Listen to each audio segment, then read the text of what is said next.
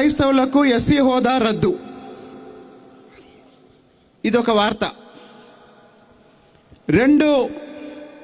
ఈ రెండో మాట అందరు వినాలి.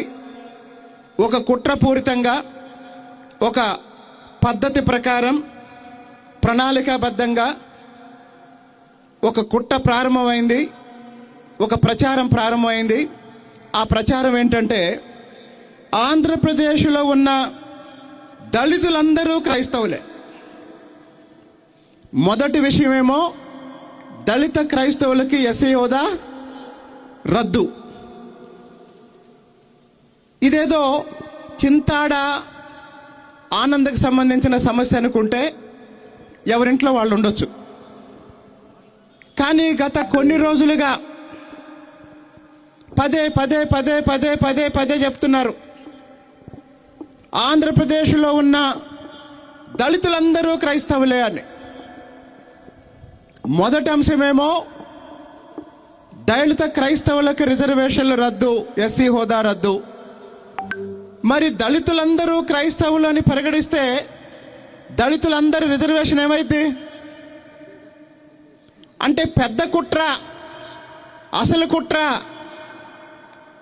రిజర్వేషన్లు తీసేయాలని. డైరెక్ట్గా ఎస్సీలకు రిజర్వేషన్లు తీసేస్తాం అని చెప్పే దమ్ము లేక, అని చెబితే పునాదులు కదులుతాయని తెలిసి దొంగదారిన దళితులందరి మీద క్రైస్తవులని ముద్రేసి రిజర్వేషన్లు రద్దు చేసుకుంటూ పోతే ఎవరు అడగలేరు, ఎవరు మాట్లాడలేరు అంటున్నారు, లేదా అనుకుంటున్నారు. సరే, దళితులు క్రైస్తవులు అయితే సమస్య ఏంటి? దళితులు చర్చికి వెళ్తే సమస్య ఏంటి? దళితులు చర్చికి వెళ్తే తప్పేంటి? దళితులు తమకు ఇష్టం వచ్చిన ఏ మతాన్నైనా ఆచరిస్తే తప్పేంటి అని ప్రశ్నిస్తే అది తప్పు కాదు అని చెప్పటానికి నాకున్న ఆయుధం బాబాసాహెబ్ అంబేద్కర్ రాసిన రాజ్యాంగం. బాబాసాహెబ్ అంబేద్కర్ రాసిన రాజ్యాంగంలో ఈ దేశ పౌరులకి ప్రాథమిక హక్కులు ఉన్నాయి. మరి ఆ ప్రాథమిక హక్కుల్లో మత స్వేచ్ఛ ఒక ప్రాథమిక హక్కు. భారత రాజ్యాంగంలో ప్రాథమిక హక్కుల్లో ఆర్టికల్ 25, ఆర్టికల్ 26, ఆర్టికల్ 27, ఆర్టికల్ 28 ఈ ఆర్టికల్స్ పౌరుడి మత స్వేచ్ఛని తెలియజేస్తూ, మత స్వేచ్ఛని భారత రాజ్యాంగం ప్రాథమిక హక్కుగా ప్రకటించినప్పుడు చర్చికి వెళ్తాను, గుడికి వెళ్తాను, మసీదుకి వెళ్తాను, దర్గాకి వెళ్తాను, ఎక్కడికి వెళ్తానో అది నా వ్యక్తిగత ఇష్టం.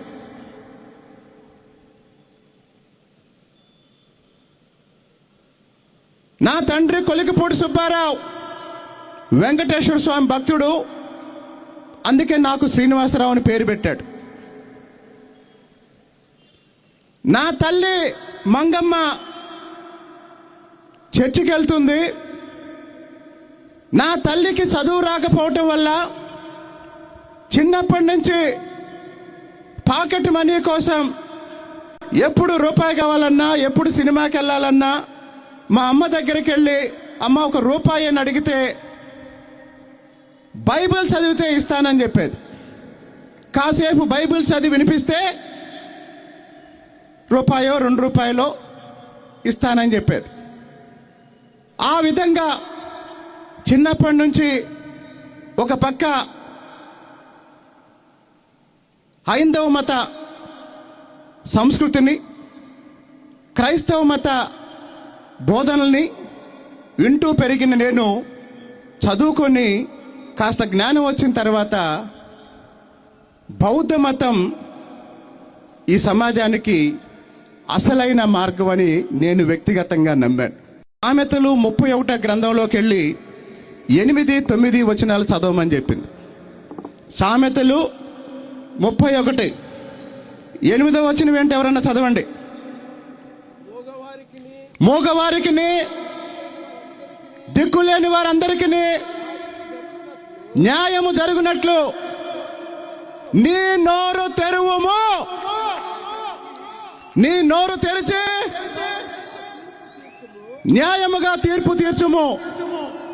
దీనులకు, శ్రమపడు వారికి, దరిద్రులకును న్యాయము జరిగింపుము.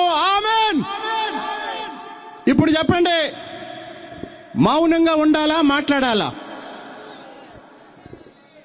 అసలు దళిత క్రైస్తవుల హక్కులేంటో, దళిత క్రైస్తవుల వాస్తవ పరిస్థితులేంటో తెలియని కోట్లాది మంది దళిత క్రైస్తవులు ఉన్న నా సమాజంలో నా గురించి, నా కుటుంబం గురించి చూసుకొని నేను మౌనంగా ఉండాలా, మాట్లాడాలా అని ప్రశ్నించుకున్నప్పుడు ఈ సమాజంలో ఒక సభ్యుడిగా మాట్లాడాలి అని నేను నిర్ణయించుకున్నాను. అలాగే ఈ దేశంలో ఉన్న కోట్లాది మంది దళిత క్రైస్తవ కుటుంబాలని చూసిన, దగ్గరగా చూసిన, ఆ అనుభవం ఎంతో ఉన్న ఒక వ్యక్తిగా మాట్లాడాలనుకున్నా. అలాగే